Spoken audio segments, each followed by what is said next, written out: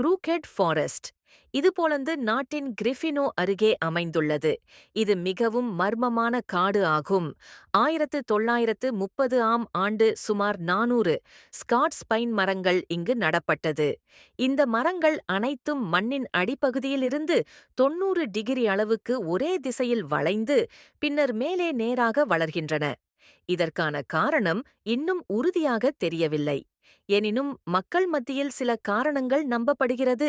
அதில் மனிதர்கள் தங்களின் தேவைக்காக இவ்வாறு வளைந்த மரங்களை உருவாக்கியிருக்கலாம், அல்லது மரபணு மாற்றப்பட்ட விதைகளாக இருக்கலாம், அல்லது ஒரே திசையிலிருந்து வீசிய கடுமையான பனிப்பொழிவினால் இவ்வாறு வளைந்திருக்கலாம். புவியின் காந்த சக்தியாக கூட இருக்கக்கூடும் என்று நம்பப்படுகிறது.